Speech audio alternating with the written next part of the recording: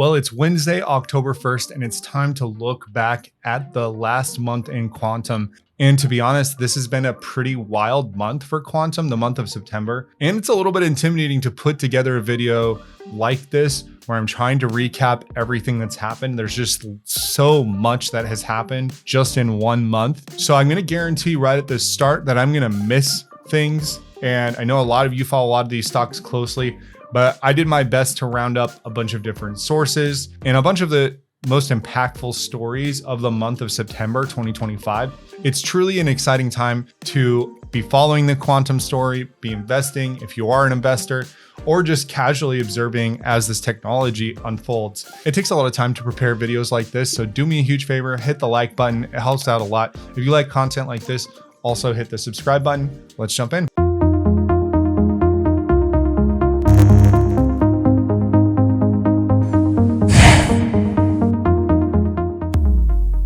So this is mostly going to be in chronological order, and it's going to be me showing you screen, reading some of the most relevant parts, and moving on. So rapid fire. I've got a bunch of different stories open, probably over 30, 35 stories. So we're going to go quick, and I'm just going to get the gist, and we're going to move on. So Honeywell on September 4th announced a $600 million capital raise for Quantinuum at a $10 billion pre-money equity valuation to advance quantum computing at scale. Quick note on this, Rigetti just hit that $10 billion valuation, and it's probably because of how some of these capital raises and pre-money equity valuations are going. So Honeywell had announced approximately $600 million was raised for Quantinuum, developer of the world's highest performing quantum computer, at a pre-money valuation of $10 billion.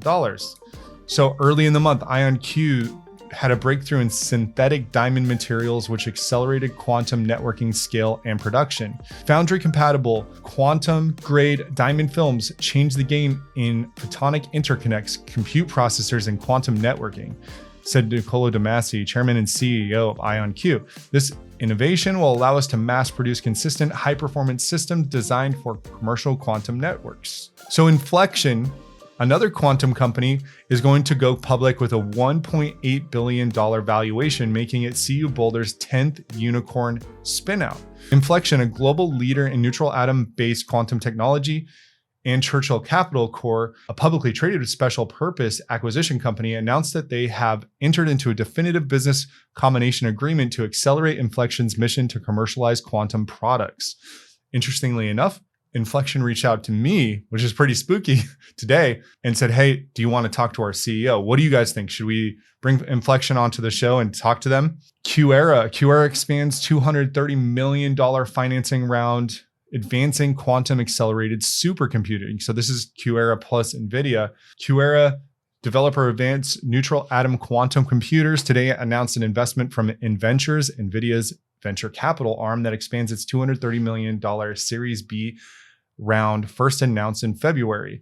We already work with NVIDIA, so pairing our scalable neutral atom architecture with its accelerated computing stack to speed the arrival of useful fault-tolerant quantum machines. But the decision to invest in us deepens our collaboration and underscores our shared belief that hybrid quantum classical systems will unlock meaningful value for customers sooner than many expect. From Andy Ori, CEO of QuEra. PsiQuantum raises $1 billion to build million qubit scale fault-tolerant quantum computers. So this is a press release on PsiQuantum's site. And PsiQuantum today announced that it has raised $1 billion in funding for its Series E round to build the world's first commercially useful fault-tolerant quantum computers. This funding will equip the company to break ground on utility-scale quantum computing sites in Brisbane and Chicago. So we're just a few minutes into this video. We're just at the early parts of September. And what can you tell already?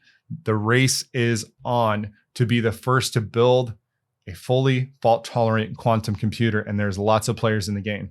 Okay, this might be a little bit out of order, but let's keep going. Inflection unveils new architecture to accelerate its quantum computing roadmap to achieve 1,000 logical qubits by 2030. So Inflection unveiled a neutral atom-based architecture for its scale quantum computer, targeting delivery of a full-stack fault-tolerant system with more than 1,000 logical qubits by 2030. The company demonstrated the first hardware execution of Shor's algorithm using logical qubits. Very nice. And that was from about middle of this month. So we also saw at the middle of this month, we're going to jump around a little bit. So sorry about that. There's just so much going on. So the UK and the US sealed a tech pact with $31 billion with AI and quantum in the fine print there. So the UK and US launched the Tech Prosperity Deal, committed to joint development of AI, quantum, and nuclear technologies, backed by $31 billion in private investment. Major US firms include Microsoft, Google, NVIDIA, OpenAI, and CoreWeave will expand UK data centers. And the partnership includes a UK-US quantum task force, AI models for drug discovery and fusion research, and nuclear projects aimed at boosting energy security and high-skilled jobs. A little bit earlier this month, September 13th, how is NVIDIA betting on quantum? A look at NVentures, and we just kind of saw one of the ways. NVIDIA's venture arm NVentures invested in QuEra, Quantinuum, and PsiQuantum. So 3 different bets on 3 different quantum companies in early 2025, signaling a strategic shift towards quantum computing after skepticism. So remember, at the start of this year, there was skepticism from NVIDIA that quantum was 15, 20, 30 years away. One of the reasons I made this channel was to dispel some of those notions. And now we have NVIDIA investing in 3 different quantum companies. So beyond capital, the partnerships offer NVIDIA integration opportunities across AI and HPC stacks, while aligning it with companies nearing fault-tolerant and utility-scale milestones. All right, middle of this month. So the UK cleared IonQ's acquisition of Oxford Ionics with conditions. There's very important nuances to this, and it's part of this developing story. The government approved IonQ's acquisition of Oxford Ionics under the National Security and Investment Act, requiring that Oxford Ionics hardware and core operations remain in Britain. All trapped ion hardware must be hosted in the UK for independent assessment in the company's staff, and the move shows quantum is now treated as a strategically sensitive with foreign investment welcome under only conditions that protect national security. So the decision announced by Chancellor of the National Security Investment Act allows IonQ to acquire 100% of Oxford Ionics shares. The final order, which comes into force September 11th, marks one of the most closely watched intervention in UK's growing quantum sector. So basically what we take from that is UK said, we're keeping the intellectual property, the company stays here, and this is a defense priority. So we've seen this tone shift as governments and legislators prepare for this wave of quantum and this next generation of computing. On September 11th, and we're jumping around a little bit, apologize for that, IonQ announces IonQ Federal to meet the increasing demand for quantum advantage across US and allied governments. So IonQ announced the creation of IonQ Federal to integrate its quantum computing and networking technologies for the US government and allied agencies. The new entity consolidates IonQ's government-focused work, building over $100 million in contracts with agencies such as Air Force Research Lab, DARPA, Oak Ridge, and AFRL. PsiQuantum, I believe we touched on this story, but I also like Quantum Insider Summary. So PsiQuantum on September 10th had raised that $1 billion to build million qubit scale fault-tolerant quantum computer. The financing led by BlackRock with participation from Temasek, Bally Gifford, NVIDIA's NVentures, and others will support prototype development, deployment, chip performance improvements, and expansion of barium titanate production. PsiQuantum's photonic approach leverages semiconductor manufacturing, scalable cooling, and networking technologies to address the million qubit challenge and position quantum computing for commercial utility. Very interesting, because on this channel, I talk about the Defiance Quantum QTUM ETF. And when we started covering QTUM, it was $88 a share. Now they have announced they have over $2 billion of assets under management. QTM holds a 5-star overall Morningstar rating as of June 2025 and tracks the Blue Star Quantum Computing and Machine Learning Index, offering diversified exposure to global companies. So I continue to say, if you're new to this, it's kind of like buying SPY really early. QTUM is kind of like SPY or QQQ specifically for quantum. I recommend that for new investors if they want the exposure to quantum without the single company concentration risk. And we talk about single company concentration risk a lot on the Discord, and how if one company doesn't quite make it, then that can be devastating to a portfolio. But if you're betting on the whole sector, then there's much more likely to be winners in the sector. So IonQ also announced the intent to acquire Vector Atomic, expanding into quantum sensing and strengthening its quantum tech portfolio.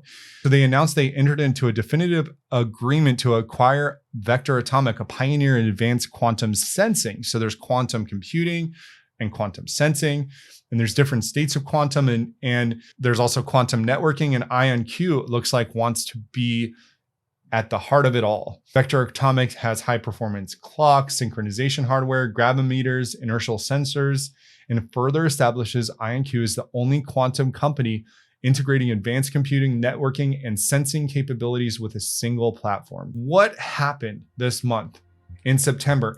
I'm going to show you guys 5 different charts, and I want to show you the last month of what happened to these publicly traded companies.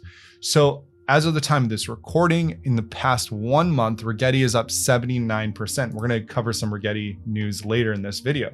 IonQ at the time of this recording is up 48% in 1 month.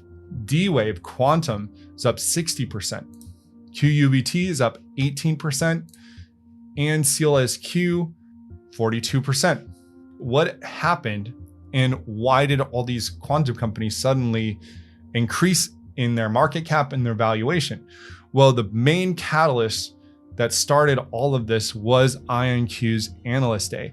And there's a slide deck here with 114 slides where IonQ talks about their roadmap, their history, and the regulatory approval from the UK to acquire Oxford Ionics, and that it was a massive, massive acquisition because Oxford Ionics is a huge player and they have very advanced technology. So IonQ acquiring them is going to advance their roadmap. So really there has been like this Avengers almost, like IonQ. And when you look at this, you look at Dr. Chris Valance of Oxford Ionics and Chris Monroe, the chief scientific advisor, and Rick Moeller, and Marco Pistoia from JP Morgan. And you have all these different backgrounds, these world records, like Oxford Ionics holds world records for fidelity, unbelievable assembly of talent for IonQ. And that really just set the spark for, okay, quantum is closer than people thought. And you'll hear Demasi talk about how we're in right now in the age of narrow commercial advantage for quantum, which is a nuance, and a lot of people should kind of try to approach this conversation in a nuanced way. The argument from IonQ and Demasi is that there will be broad commercial advantage within the next couple of years, which means increasing market shares, which means more investment, and the flywheel continues. So right now, we see that IonQ, IBM, and Quantinuum, IonQ is positioning itself in a sense where they should have broad commercial advantage within the next year, 2 years, 3 years, 4 years. And you can go and download these slides and look for yourself, but lots of dense information. And this really excited Wall Street. And remember, Wall Street had done that offering earlier this year that gave IonQ essentially $1 billion and bolstered their cash. They did this offering at a premium and gave IonQ essentially $1 billion to support their operation. And they're using it to do acquisitions, and IonQ is just exciting. There's not much more to say about that, but that really set in motion this quantum euphoria that's been happening in the month of September. So on September 17th, Governor Hochul announced a $300 million investment in SUNY at Stony Brook's Quantum Research and Innovation Lab. So this funding will fuel New York's research excellence and bring the governor's total investment in higher education research to $1.34 billion. So we've also seen New Mexico be very aggressive about their research and investment in quantum. Jülich Supercomputing Center, the supercomputing center that houses one of D-Wave's system, is home to Europe's fastest supercomputer and becomes the world's first HPC center to deploy NVIDIA DGX quantum systems with ARC systems and quantum machines. So that was a headline that we got in September. More recently, later in the month of September, IonQ achieved significant quantum internet milestone, demonstrating quantum frequency conversion to telecom wavelengths. So what this means is they can use existing networks to do quantum networking. I'm thrilled to announce that we have taken an important step toward enabling the quantum internet, working closely with AFRL. We are the first quantum company to demonstrate the ability to convert visible signals to telecom wavelengths.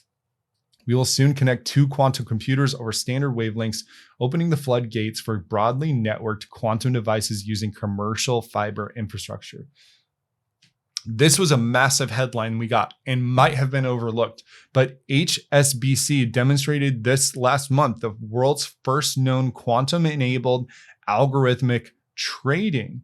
So in a promising trial with IBM, they explored the ability of quantum computers to optimize bond trading. In the experiment, delivered up to 34% improvement in predicting the probability of winning customer inquiries in the European corporate bond market. So this is a massive potential use case for quantum computing. And you're seeing that they have announced the world's first known empirical evidence of the potential value of current quantum computers today for solving real world problems in algorithmic bond trading. We're going to look at a different story from D-Wave and their quantum efforts and how they are helping a police department. And we'll look at that very shortly, but we're starting to see more and more of these use cases come up and more excitement build. So Alice and Bob, just out of the lab, a cat qubit that jumps every hour.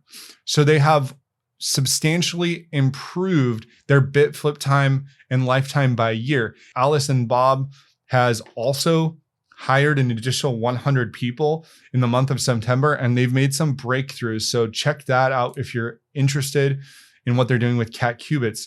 So here we are with the North Wales Police Department and D-Wave. So D-Wave announced a hybrid quantum application which outperformed classical results in proof of technology project optimizing police vehicle placement. So basically what this boiled down to is the hybrid quantum technology delivered a faster, more accurate, and more efficient solution than classical methods alone, providing this police department with the ability to reduce the average incident response time by nearly 50%.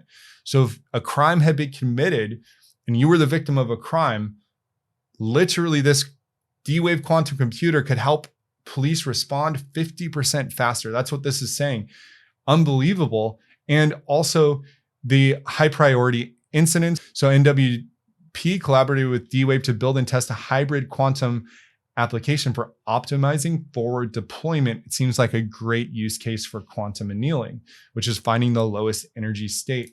Later in the month, so this was just yesterday or the day before yesterday, Rigetti announced a purchase order for 2 quantum computing systems totaling approximately $5.7 million.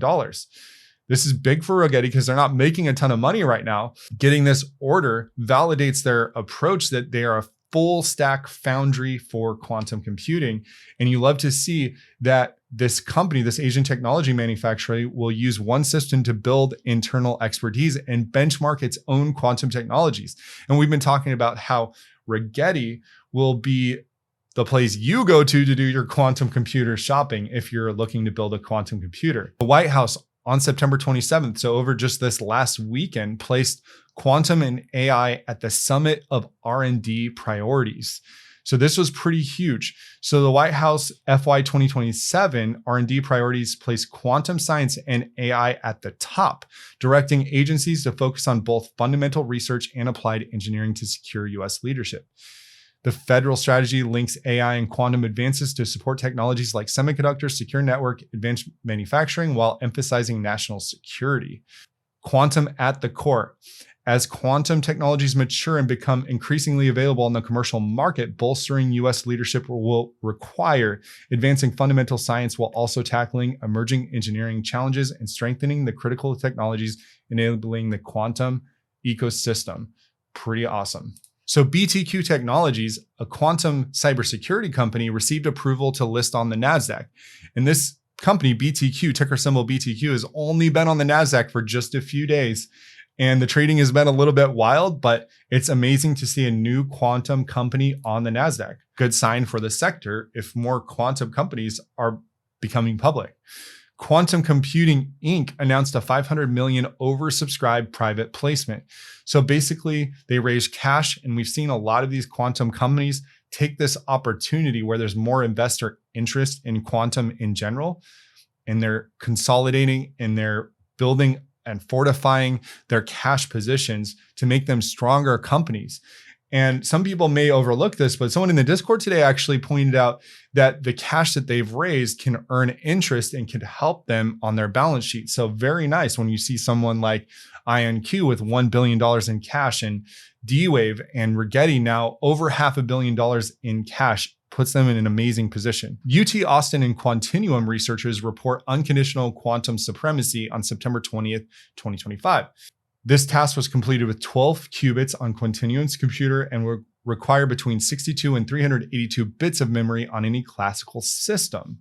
The study establishes that what authors call quantum information supremacy, providing permanent proof that current quantum hardware can access resources unavailable to classical. We also have in September 20th, just a couple of weeks ago, we're hearing buzz that the White House may be preparing executive actions on quantum tech and post-quantum cybersecurity.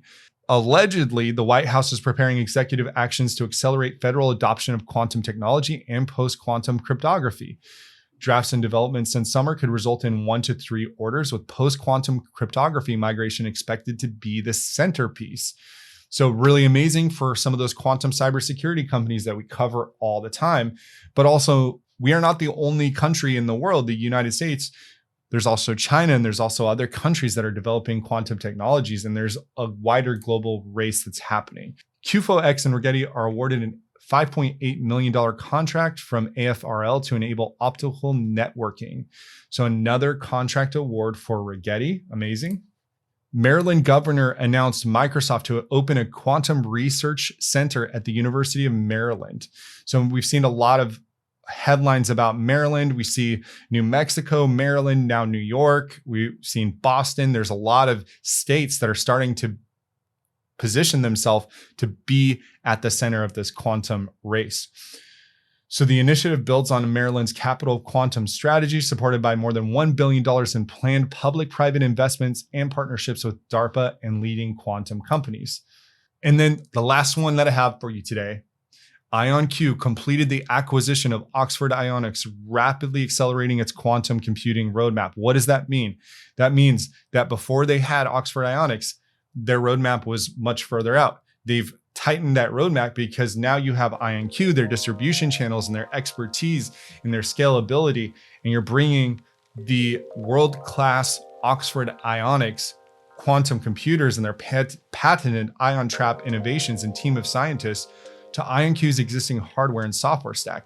So IonQ is planning to integrate Oxford Ionics semiconductor-based ion trap technology into its systems, enhancing performance and enabling scalable quantum architectures for computing and networking. Whew. That is one hell of a freaking month of September.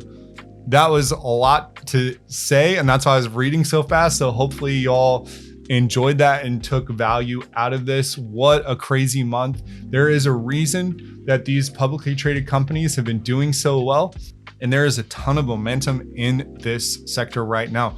Let me know what you think. Leave your comments below. What was your favorite news item to break in September of 2025? And I also like to say, we are now over 50 channel members, and I really appreciate each and every one of you that supports the channel. It helps so much to create content like this, and appreciate you all. Thank you for subscribing to the channel, and we'll see you in the next one. I hope you really enjoyed that content. If you would like to support the YouTube channel and the website, thequantumbull.com, I have 3 different membership options. I have the Quantum Bull, which starts at $4.99 a month, and you get members only videos and polls.